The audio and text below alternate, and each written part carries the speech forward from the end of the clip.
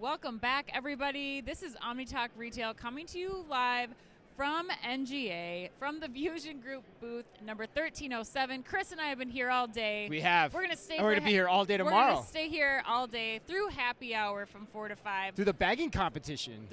No, we're making it to the bagging Oh, competition. we're making the bagging We are competition. leaving and going to the bagging Yes, we're competition. definitely watching the bagging competition. Yes, 100%. for sure. But more importantly, we have a very special guest joining us today. Standing between us is Emily Coborn Wright from Coborn's, who's standing between us today, joining us as the SVP of Growth Initiatives at Coborn's. It took me a little while to get that one out. It did, but you Sorry got it about out, that. Ann. You did well. Woo. It's late in the afternoon, Ann. It is. I'm like, Haven't I had guess any I lunch. need my coffee You're and hanging some in there. lunch. Yes, Hanging in but there. Emily, thank you so much for joining us today. How's the show been going so far? It's been great. Yeah? Yeah, it's, I've been coming for many years, been serving as a board member for a few. Okay. And I think that the turnout this year, it continues to be strong. I think we're kind of on the cusp of setting a record for attendance. Yeah. And so, I think just a lot of energy and a lot of enthusiasm among the group, especially as we get to know some of these new vendors. Nice. And what's the topic du jour right now at the board meetings so that you can share if you can? Like,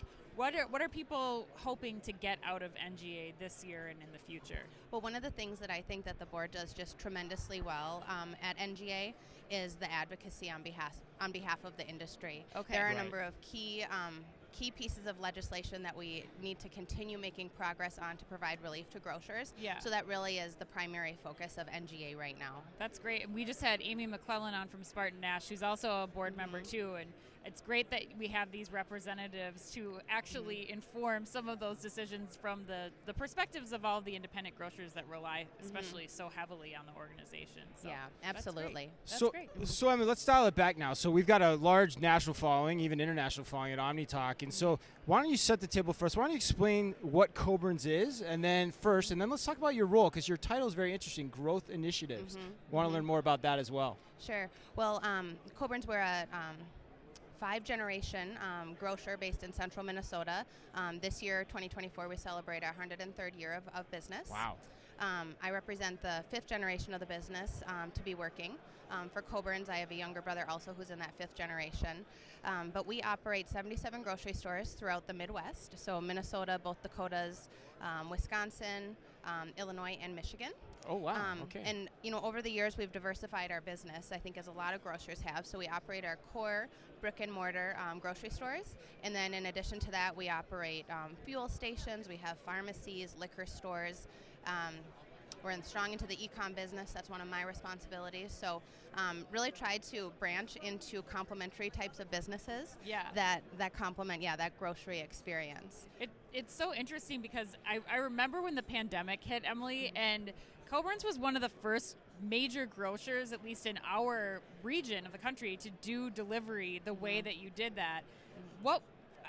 We're going off topic a little bit or off script a little bit, but I mean, what do you think was so important about what you learned kind of being the early adopters and early movers in that business that helped you throughout the pandemic and now today? Yeah, well, I think it's fair to say that we were early adopters of providing that online grocery shopping and delivery model to our shoppers. Yeah, very early. The history to that is it was 2008, and we purchased a software from a company named Simon's Delivers.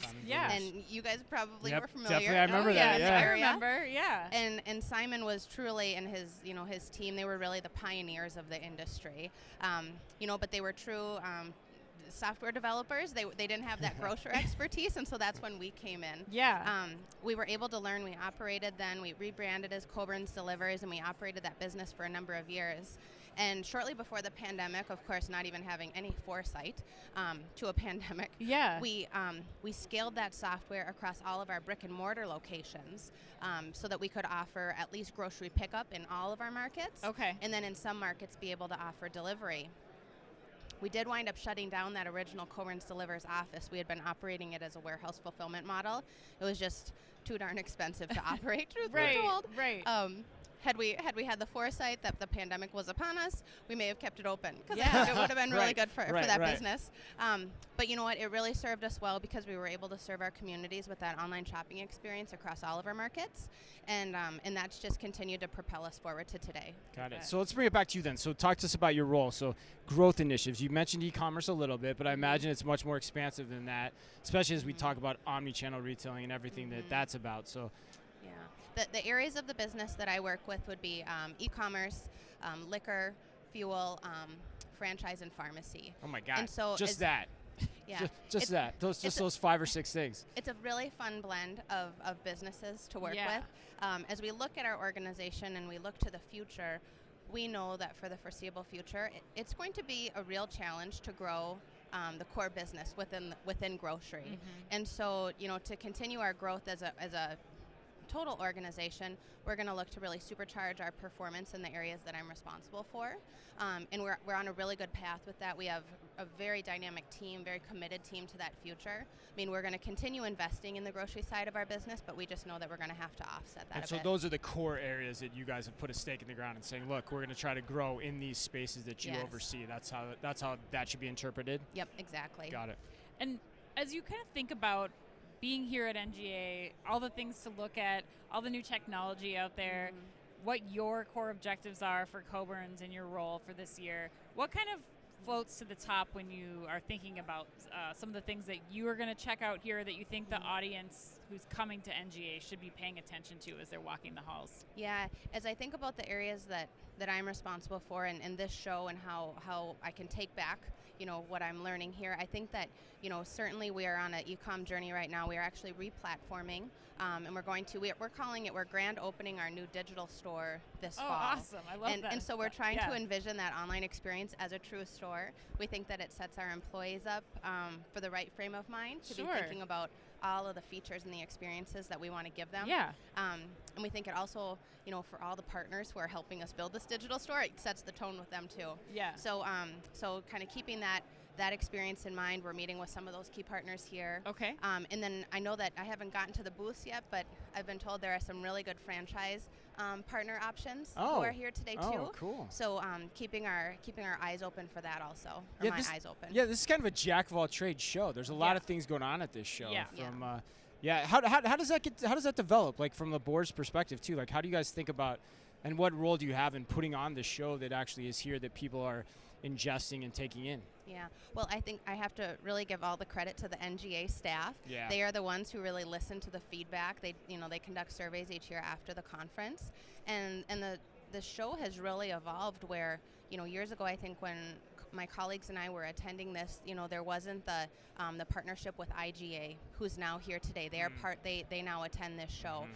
There's also, I think it's there's the Egg Show, which is right next door. Yeah, right. And as we think about, farm to fork and that whole experience, all the credit goes to the NGA staff for figuring out how can we continue to provide value to Right. our members, so that there's always something new and that we're evolving with the industry. Yeah, there's vertical farms for those watching. There's vertical farms right outside in the hallway Yeah. that you can see. So how many NGAs is this for you? Like, Oh, I mean, it's probably somewhere between.